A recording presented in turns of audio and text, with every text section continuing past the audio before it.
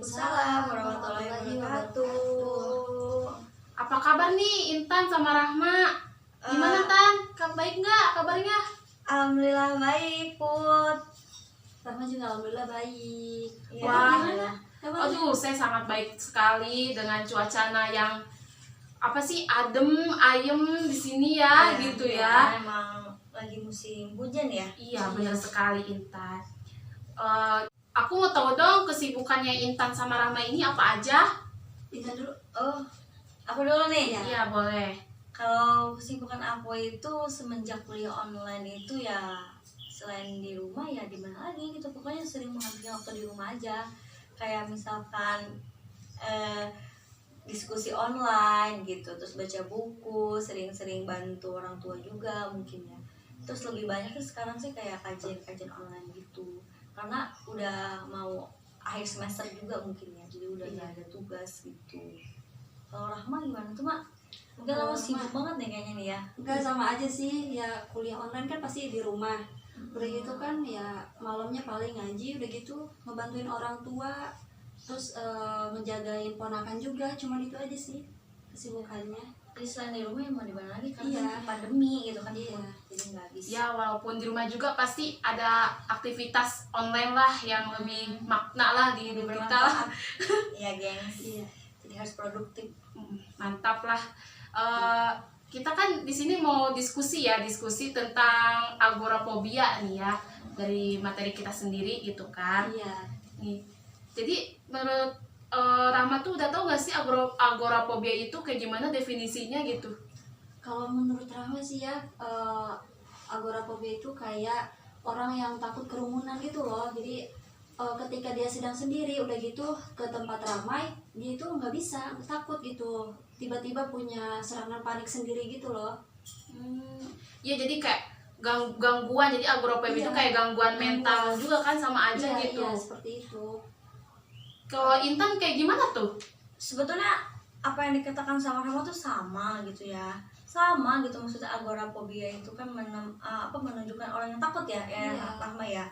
Jadi ada juga menurut beberapa para ahli seperti Mesrus Sutarjo itu mengatakan bahwa agorafobia itu orang-orang yang emang dikatakan takut dengan kerumunan, mungkin mereka mempunyai daya panik, daya cemas yang tinggi, Iya, iya, sehingga sama. mereka melihat kerumunan itu gugup gitu, maksudnya lemah dayanya gitu. Jadi sebenarnya berkaitan agorafobia itu sama aja gitu intinya Intinya gitu. mah kecemasan, takut. Iya betul, yang ada pada diri gitu, berlebihan lah cemasnya gitu.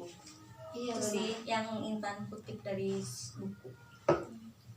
Jadi kesimpulannya itu agorafobia itu kayak kecemasan, panik, takut. Gimana ya kalau Iya. ketemu orang banyak orang langsung iya, langsung seperti itu. kayak hiper, gimana ya? Gemeter gitu, dingin, pada dingin, kayak merasa kayak ih gue di mana gitu ya gitu. Di mungkin menambahkan sedikit di ruangan terbuka mungkin ya Rahma ya, Iya, di iya. ruangan tertutup juga gitu ya Iya, mungkin. bisa jadi itu juga. Seperti halnya dalam istilah bahasanya kan ya, itu kan agorafobia berasal dari bahasa Yunani ya. Nah betul. Berasal dari bahasanya itu bahasa agora dan phobos kan ya. Iya, phobos. Yang artinya itu kan takut Kerumunan. kerumunan atau situasi pasar ataupun tempat-tempat belanja. Jadi hampir sama lah gitu. Iya, itu sih jadinya Put. Jadinya sayang banget gitu ya kalau misalkan memang kita mempunyai kayak mempunyai agorafobia gitu, jangan sampai gitu Jangan ya. sampai kayak susah lah, Bakalan- sosialnya tuh iya, kurang gitu ya iya, keluarnya itu. Bakalan wow gitu kayaknya ngerasa bukan yuk jangan sampai gue itu kayak gitu, jangan Iya, sampai jangan. gitu. Alhamdulillah Iya. ya. Alhamdulillah. Jadi emang bener-bener gimana ya, kasihan juga gitu tuh, kasihan. Nah, apa tuh agorafobia itu ya? Pertama kali dipakai itu pada tahun 1871 bukan sih? Oh, iya, betul. 1871. Nah, kan di agorafobia itu kan ada jenis-jenisnya agorafobia, ada 3 nih, Iya. ada panic disorder, obsesif kompulsif, itu Iya. sama GAD. Nah, Tuh. gimana sih? Apa sih panic disorder itu kayak gimana sih? Setahu saya sih ya, panic disorder itu munculnya 1 atau 2 seseorang yang panik yang tidak diharapkan gitu. Maksudnya tuh dalam arti ada hal-hal orang yang misalkan contohnya seperti ini gitu. Saya nih mempunyai maksudnya kriteria yang panic disorder gitu ya. Terus tiba-tiba saya mempunyai dua pilihan gitu. Yang pertama badan saya lemas, yang kedua jantung saya berdebar gitu. Nah itu disebutnya panic disorder. Jadi mempunyai dua kelainan kayak gitu. Bukan kelainan ya, maksudnya Gejala gitu ya. rangkapan gejala kayak gitu sih. Dan juga menurut yang saya baca nih, menurut para ahli ada Tonge dalam Sutarjo ya kalau nggak salah. Boleh buka lagi lah Putri dan Rahman nih ya, kita sharing-sharing aja ya. Iya.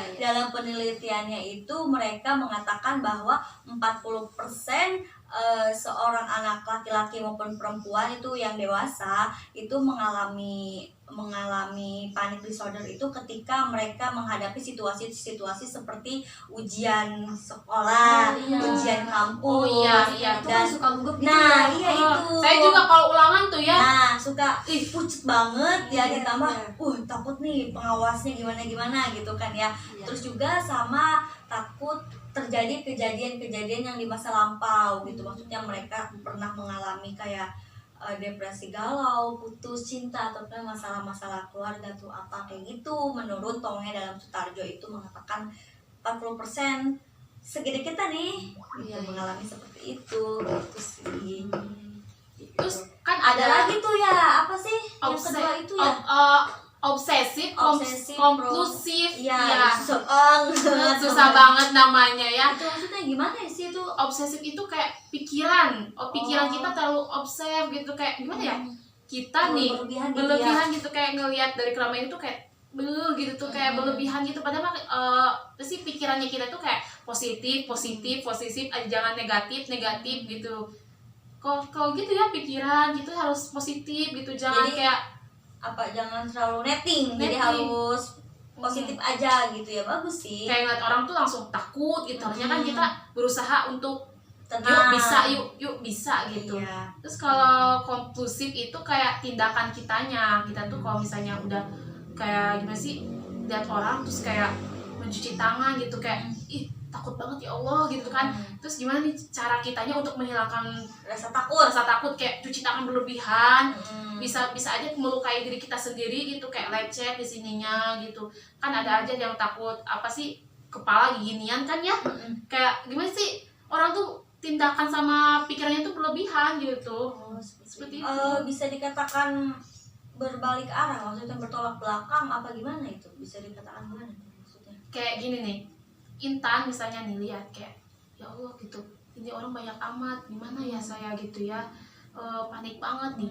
Dia langsung ke kamar mandi nih, gimana cara paniknya sembuh gitu cara tuh. mengatasi panik itu tersebut Gitu ya. kayak berlebihan banget gitu dianya Iya. tuh. Oh gitu, jadi cara mengatasi paniknya itu justru malah menyakiti dirinya Oh, sendiri. Iya, gitu. gitu. Jadi sebenarnya itu fatal banget ya. Fatal Jadi banget gitu, jangan sampai. sampai gitu. Ada juga kan yang sampai katanya sih apa tuh digeret-geret tangannya itu loh. Silet Nah, ya. iya, itu kan. Itu juga termasuk gitu. Apa namanya? Tadi Iya, tuh termasuk kan itu tindakan dianya Oh. sendiri. Bisa aja gitu dia menghilangkan paniknya itu dengan melukai cara tubuhnya diri. gitu. Terus sering banget ya dilakukan orang-orang yang depresi gitu. Iya, karena Bahaya stres banget. juga gitu kan merekanya. Nih ada satu lagi, GAD. Oh iya, GAD. GAD Apa sih? With the apa ya? GAD, singkatan GAD Ya, tuh. kalau yang Rama tahu nih ya, GAD itu singkatannya Generalized Anxiety Disorder atau gangguan yang tergeneralisasikan gitu loh. Jadi GAD itu semacam rasa khawatir yang berlebihan gitu, yang kronis gitu. Biasa disebut juga dengan free floating anxiety gitu. Kayak misalnya susah tidur, udah gitu pikirannya kosong, selalu melamun gitu loh. Dan dia itu pokoknya pikirannya selalu berlebihan aja gitu loh. Jadinya gangguan ini tuh sampai dia itu sampai merasa akan mati gitu loh. Makanya ini dinamakan gangguan kronis gitu loh. Jadi udah parah banget ya iya. gitu. Terus faktor penyebab agorafobia itu apa sih sampai mereka tuh kayak takut kerumunan gitu tuh? Sok Rahmat. Kalau yang pernah Rama baca nih ya, katanya sih belum secara pasti ya faktornya itu karena apa, cuman ada yang bilang katanya itu karena trauma masa kecilnya ataupun riwayat dari keluarganya gitu loh. Yang Rahma tahu kayak gitu ya. Kalau menurut Intan gimana? Bener sih apa yang disampaikan sama Rahma tuh, maksudnya ada berkaitan dengan keluarga maupun faktor dari individualis dianya sendiri ya. Maksudnya kayak gini ya, dia dari keluarga yang baik-baik loh gitu maksudnya, tapi memang dari tubuh dianya nih yang bener-bener emang setiap apa ya, mempunyai pola pikir kayak misalkan terhadap manusia ini jahat terus gitu tuh, jadi berpikirnya itu nggak pernah diubah gitu. Nah itu bisa aja gitu dari dirinya gitu, maksudnya dalam arti harus kayak gitu tuh, harus didorong gitu tuh. Selain kita yang ngedorong tuh siapa lagi gitu tuh, paling ya orang-orang di sekitar kita kan paling cuma memotivasi gitu kan. Iya, benar. jangan ya udah sih jangan kayak gitu lagi kan, bahasanya kayak gitu Jadi kan. harus Nah diperiksa iya gitu, harus diperiksa juga gitu. Sebenarnya dari keluarga yang sehat-sehat saja gitu, Itu bisa maksudnya. jadi ya. Bisa jadi dari dirinya, dari faktor individualisnya kayak gitu sih maksudnya. Dari keluarga juga mungkin ada berkaitannya mungkin ya kayak gitu. Tapi kalau anehnya tuh ya itu, kalau misalkan dari orang yang baik-baik aja tapi anaknya mempunyai agorafobia tuh kayaknya gimana ya, Biasanya kayak gitu gangguan mental juga sih, kayak gimana ya, dibully dari temen-temennya gitu. Kadang mereka berpikir gue dibully, berarti mereka itu nggak suka sama gue, berarti dia tuh ketemu sama orang lain juga takut gitu, karena dia tuh di sekolah dibully juga, di temen juga dibully juga, di luar dibully juga. Jadi semakin takut mereka keluar rumah dan semakin takut juga ketemu orang gitu. Iya bener, ada benernya juga sih gitu tuh, maksudnya kita nggak bisa menyalahkan orang tua maupun siapa ya gitu ya. Paling yang bisa menyalahkan itu, boleh nggak sih kita menyalahkan diri sendiri kayak gitu? Kalau keadaan kayak gitu boleh nggak sih gitu, maksudnya kok gue kayak gini banget tapi gue mau berubah tuh susah banget kayak gitu tuh. Ya saya juga merasa kayak gitu ya, menyalahkan diri sendiri gitu, kayak kurang puas aja gitu di hidup saya gitu. Jadi harus introspeksi juga. Iya. Sebenarnya emang itu mah kekuatan dari kita kali ya. Kalau kita tuh jangan kayak gitulah gitu tuh maksudnya. Iya, pikirannya harus selalu positif gitu ya. Jangan netting terus ya Rahma ya gitu. Jadi faktor penyebab gejala fobia itu kayak trauma, stres, Nah bisa jadi tuh Stres. depresi. dari keluarga juga Iya. ada, dari teman ada gitu ya, gangguan mental Iya, gitu. tapi kan harus diperiksa lebih lanjut Lanjut lagi lagi ya, ya, ke iya. ahlinya gitu. Jadi nggak bisa sembarangan ya. Harus ada penanganan khusus gitu. Kan ya udah ada penyebab faktornya juga kan ya, Iya, itu kayak benar. gimana, terus gejala yang di agorafobia itu seperti apa gitu, maksudnya mereka tuh apa merasakan gitu, apa merasakan gitu ya, seperti kita yang tadi omongkan kan gitu, kayak apa sih, detak jantungnya cepat terus, gitu, lemes iya, gitu. nafasnya juga Tidak kan beraturan, ya. beraturan, Terus juga tidak enak badan. tidak enak badan, terus juga sering berkeluar keringat. Iya, keringatnya itu tangan, berlebihan gitu ya. maupun di telapak kaki. Pucet juga mukanya juga ya. Iya. Terus pokoknya ya pada intinya kayak orang mau pingsan deh katanya, ngomong banyak yang kayak gitu ya, yang mengalami agorafobia kayak gitu. Pasti bergetar lah mukanya sama tangannya gitu, kayak gemeter gitu. Terus katanya ada yang bilang juga itu bisa gejalanya tuh nyeri otot katanya. Jadi ototnya itu pada lemes gitu. Jadi ototnya tuh nggak bisa, misalnya kayak tangan nggak bisa digerakin gitu, lemes gitu. Jadi dia udah nggak berdaya gitu ya. Iya. Lihat orang banyak kayak gitu. Lemes gitu Lemes pun banget, gitu ya. Iya. gitu ya. Aduh, makanya kasihan banget ya kayaknya kalau misalkan sampai terjadi kayak gitu tuh, sampai Iya. terjadi beneran di kita gitu. Nah, diagnosis agorafobia itu setahu saya mah harus kepada ahlinya dulu, ke dokter gitu ya, supaya mereka tuh tahu gitu. Misalnya ini aku kenapa gitu tuh, maksudnya Iya. aku panik banget liat orang gitu. Jadi harus ke dokter dulu gitu, supaya dokter juga memeriksa gitu apa Mengetahui ya. ya apa yang Ya, dia apa. rasakan gitu, Iya, kayak betul. gimana.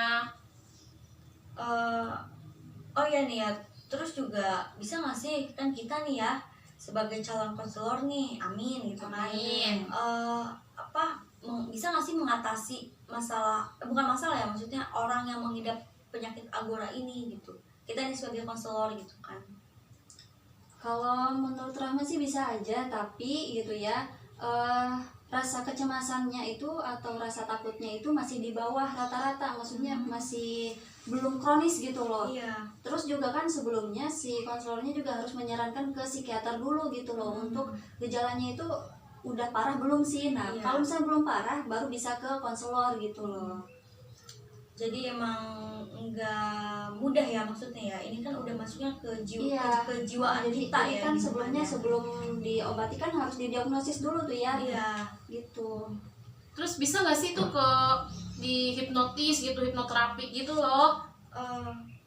Kalau kata Intan sendiri ya gitu ya, kalau melihat dari kita sudah banyak mengungkap agora itu seperti apa gitu, kayaknya kalau misalkan di terapis itu kurang di terapi ya, di apa Hipnotis. sih? Ya di hipnotis, Hipnotis. maaf di hipnotis ya, itu kayak kurang bagus gitu tuh, kurang efisien karena dia ini loh jiwa dia nih yang terguncang gitu ya. Maksudnya kan kalau di hipnotis itu kan dia kan alam bawah sadar, harusnya tuh kan dia tuh dikasih tahu loh gitu tuh, maksudnya hayolah kamu itu bangkit gitu, maksudnya iya sih bener, konselor juga bisa gitu kan menyembuhkan, memberikan arahan. Tapi kalau misalkan untuk dihipnotis gitu kayaknya kurang efisien sih kalau menurut Intan ya. Tapi kalau Rahma sendiri ya mungkin nggak tahu, mungkin Putri sendiri Tapi punya tanggapan.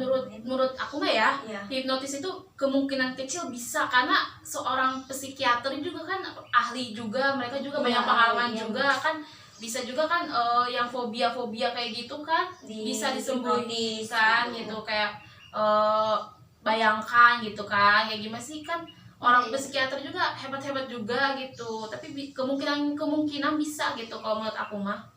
Iya, Rahma setuju sih sama Putri ya. Iya. Soalnya kan Rahma juga pernah nih ya, pernah melihat gitu loh, pernah baca juga kalau misalnya apalagi ini tuh kecemasannya kayak bisa jadi fobia takut ketemu orang kan ya, fobia takut ketemu orang banyak, itu tuh bisa bisa diterapi nih ya, bisa diterapi. Nah, di dalam terapi itu ada hipnotis. Jadi bisa gitu loh, tapi harus rutin gitu. Jadi kayak beberapa minggu gitu datang lagi. Iya, gitu. Jadi kayak hasilnya gimana nih, kemarin kayak gini, besoknya kayak gimana nih gitu. Nah, ya habis dihipnotis itu jadi harus dicoba gitu loh sama si Psikiaternya iya, psikiaternya itu. Jadi harus dicoba, misalnya diajak ke tempat tempat ramai ramai gitu. Iya, biar tahu gitu loh rasa kecemasannya itu udah berkurang atau belum. Iya sih. Jadi Tapi sama obat itu mereka bisa sembuh nggak sih? Kan ke dokter nih, pastinya mereka ke dokter. Nah, dikasih obat gitu sama dokter itu bakal sembuh nggak sih? Kalau itu bisa aja, karena kan selain bisa melakukan terapi, bisa diselingi dengan obat. Soalnya kan obat juga ada obat penenang kan ya. Iya. Jadi itu juga bagus buat Kayak penenang gitu ya, jadi kayak berkurang gitu. Iya, gitu. sebenarnya itu yang benar-benar emang udah fatal banget, mungkin itu bukan konselor yang menangani mungkin ya, tapi udah dalam ahli kayak kedokteran gitu, kayak psikiaternya Iya, gitu gitu. kan gitu. Jadi ya mungkin berat juga sih gitu buat orang menangani penyakit kayak gitu tuh, nggak semudah Iya. itu gitu. Dan berobatnya juga nggak mungkin sekali doang ya, mungkin berkali-kali, apa yang dikatakan Putri gitu, maksudnya harus rutin gitu kan. Terus juga emang itu apa ya, susah juga kali ya menghilangkannya gitu kalau misalkan emang dari kitanya nggak yakin gitu kan ya. Iya, Karena kalau kita dari juga sana kan sih. ada dorongan juga gitu dari Iya, dokter, psikiater, konselor. Jadi kita tuh harus gimana ya? Psikiater, dokter sama konselor itu harus gimana ya? Harus semangatin dia gitu supaya bangkit gitu, jangan kayak gitu. Nah nih, dari tadi kan kita udah bahas banyak banget nih ya tentang agorafobia, dari segala faktornya, penyebabnya, itu jenis-jenisnya, gejalanya. Kasusnya. Iya. Udah gitu nih, aku juga banyak pengetahuan banget nih dari kalian berdua gitu ya. Jadi diskusi ini kayak bagus banget gitu tuh. Jadi nambah wawasan aku gitu. Ya, jadi tentang alhamdulillah agorafobia gitu ya. Alhamdulillah banget gitu. Iya, Rahma juga dapat info dapat Iya, pelajaran sama. dari kalian. Sama Putri Rahma juga. Iya, makasih banyak nih sama kalian juga nih ya. Terus ada gak sih satu kata-kata dari Rahma gitu untuk orang yang nonton video ini gitu? Iya, kalau menurut Rahman ya, bagi kalian yang misalnya punya gejala agorafobia, kalian harus melawan rasa takut itu dan jangan cemas, jangan takut karena kita harus sering-sering bersosialisasi, harus banyak berbicara kepada orang-orang agar kita juga dapat pengetahuan dari mereka. Jadi jangan takut ya, gitu. Kalau dari Intan? Kalau dari saya pribadi sih, satu kata apa? Sepatah dua patah kata. Iya. Tetap harus semangat untuk menjalani hari-hari kedepannya yang mempunyai trauma agorafobia ini. Jangan pernah dibebani dalam kehidupan maupun dalam pikiran kalian gitu. Terus juga harus tetap semangat bener. Terus harus tetap konsekuen dalam hidupnya, maksudnya hidup ini tuh harus dinikmatin, harus diresapin gitu. Jangan pernah untuk disesalin karena kekurangan yang kita miliki, kayak gitu sih kalau bagi saya. Intinya tetap semangat, fighting ya nggak, Raf? Fighting. Wah, Jaya, bagus jaya. sekali nih dari Rahma, dari Intan gitu ya. Dan menurut saya tuh kayak sama aja sih, intinya mah ayo gitu, semangat gitu. Kalau kayak merasa ada gejala-gejala agorafobia, langsung datang ke tempat yang ahli gitu, ke orang yang ahli gitu ya. Betul. Mungkin terima kasih kepada Rahma sama Intan udah mengunjungi rumah aku gitu ya. Lain kali kita diskusi lagi tentang materi-materi yang lain lagi. Oke, sama-sama Putri. Terima kasih ya. Iya, dan untuk yang nonton video, terima kasih banyak udah nonton dari awal sampai akhir. Kami Semoga bertiga bermanfaat Umid ya iya, videonya. kami bertiga pamit undur diri. Undur diri. Wassalamualaikum warahmatullahi wabarakatuh.